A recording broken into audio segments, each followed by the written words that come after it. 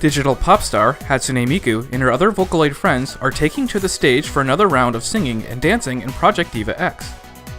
However, this time around, our singing has another purpose. We're introduced to 5 clouds that divide the world. Each cloud has an aura that defines the style of music played there: classic, cute, cool, elegant, and quirky. The clouds have fallen dark because the singers have been unable to sing. Now that you, the player, have arrived, your job is to assist the singers and help them sing and restore the cloud's energy.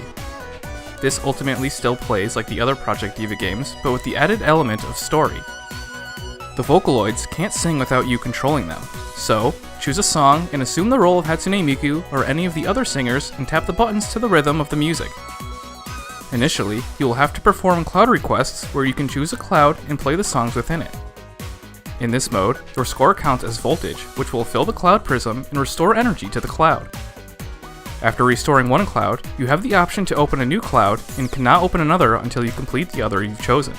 Does any of this make sense? Not really, but if anything, it adds to the charm. All of the songs are very catchy and enjoyable, even for someone who isn't exactly a J-pop fan.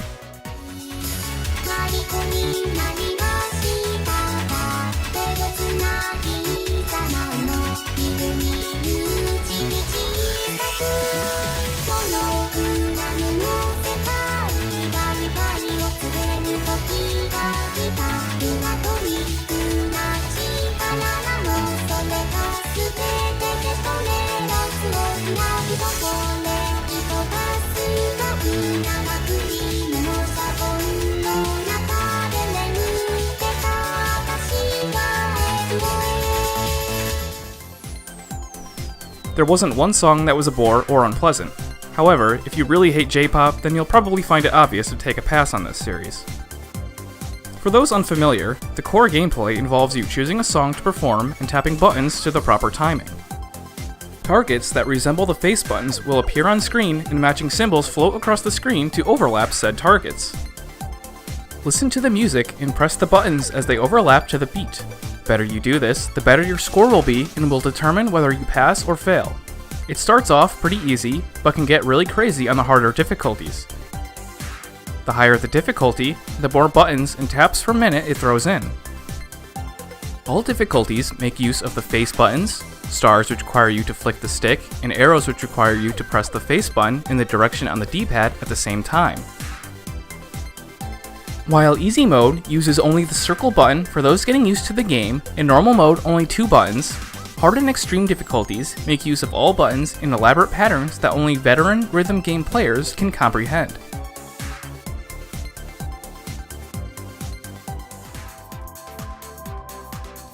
The addition of clouds somewhat takes away from the feeling of variety, as you're required to play songs of the same style all in a row until you can move on to the next cloud where you'll play songs of that style, as opposed to simply having a list of songs to choose from and unlocking more to the list as you complete them.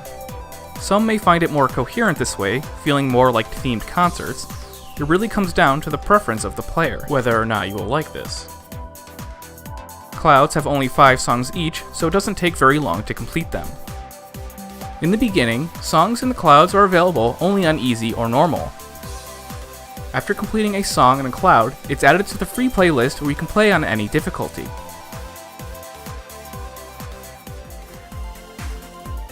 There are a ton of collectibles to unlock in cloud requests, ranging from artwork to items, gifts, accessories, and costumes. Much of this is stuff only completionists will care about, but costumes and accessories have an effect in-game that you'll want to take advantage of. Since clouds have an aura that defines the style of music within them, modules and accessories also have auras.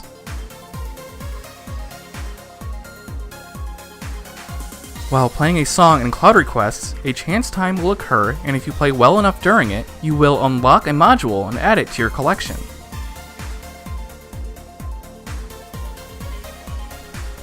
When choosing a song to play, you can choose a module and accessories that will boost your voltage, making the song that much easier to complete. Choosing costumes and accessories that match the aura of the song will inherently have a boost, but combining certain accessories will give you an additional boost. There's a lot of different combinations to try out, and you could end up spending a lot of time seeing what kind of bonuses you can get and maximize your voltage. It is pretty cool to see costumes having a real effect in the game and not purely cosmetic. They do not, however, have an effect in free play, as there is no way to boost your score there.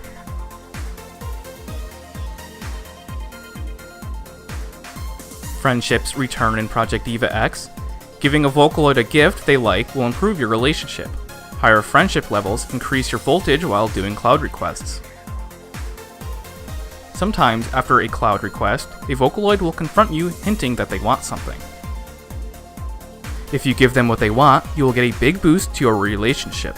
It's usually pretty obvious what they want, but if you get thrown off guard and give them the wrong thing, you'll lose a big chunk of progress.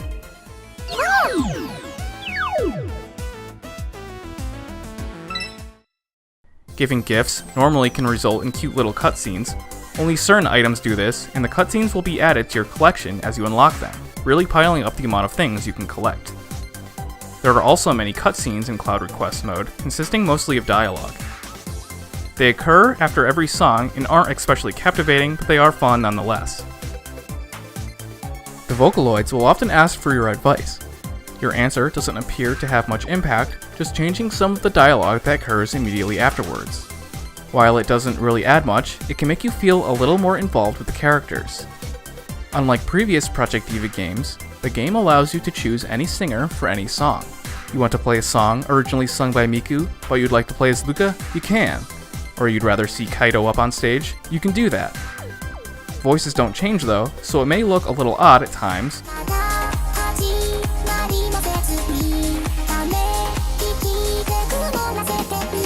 but it is a nice feature.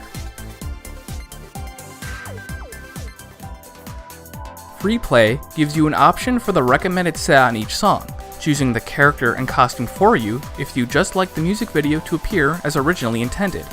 That's always a welcome feature. The music videos that play in the background are always a spectacle. Dances are excellently choreographed, and backgrounds perfectly fit the mood of each song with great attention to detail.